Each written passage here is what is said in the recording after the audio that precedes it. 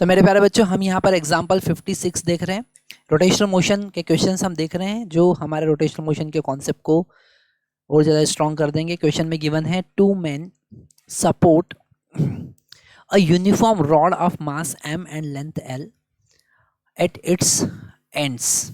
Okay, मतलब यहाँ पर हमारे पास में एक रॉड है ना। ये रॉड हमने कंसिडर किया जिसका लेंथ l है और मास m है। ओके, और मास है इसका m।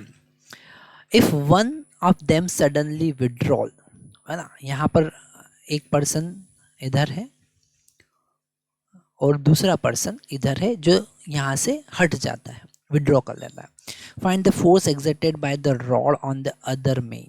ओके, अब जैसे ही ये पर्सन यहाँ से हटेगा तो ये रॉड नीचे की तरफ मूव करेगी। ओके, और इसका सेंटर ऑफ मास एक्सेलरेट होगा नीचे की तरफ ए एक्सेलरेशन से।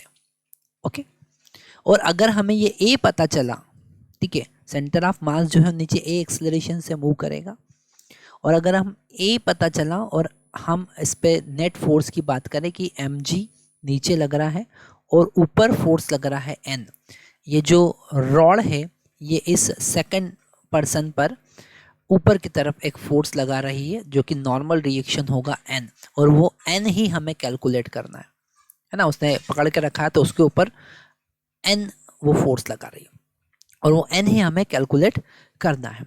तो हम लिख सकते हैं mg minus n equal to ma, और अगर हमें a पता चला तो हमें n पता चल जाएगा।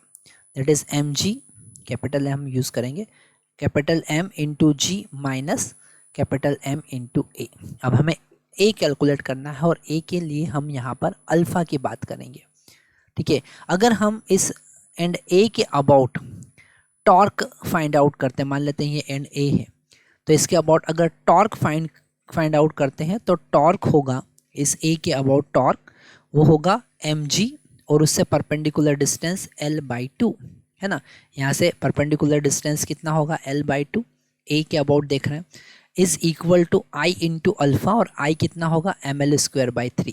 ठीक है, अगर हम यहाँ पर किसी भी रॉड का उसके एंड के अबाउट मोमेंट ऑफ इनर्शिया देखें तो वो होगा ml²/3 इंटू अल्फ़ा। ठीक है, m यहाँ पर कैंसिल हो जाएगा, l भी एक कैंसिल हो जाएगा और अल्फ़ा हमको पता चलेगा that is 3g okay divided by 2l, और अल्फ़ा पता चला तो हमें एक्सेलरेशन a भी पता चलेगा, that is alpha into l/2 perpendicular distance. Okay, तो सेंटर ऑफ मास का एक्सेलरेशन हमको पता चल रहा है, that is alpha is equal to 3g divided by 2l into l/2। So this 1l will cancel out and acceleration of center of mass is equal to 3g divided by 4, और वो यहाँ पर put करेंगे तो हमको मिलेगा m जो कि हमने कॉमन लिया, g minus 3g divided by 4।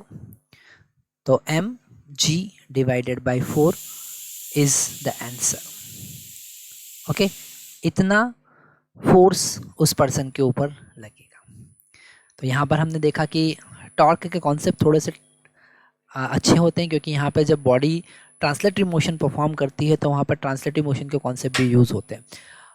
इसी टाइप के और क्रिटिकल क्वेश्चंस देखने के लिए आप हमारे वेबसाइट पर विजिट कर सकते हैं जिसका लिंक डिस्क्रिप्शन बॉक्स में गिवन है।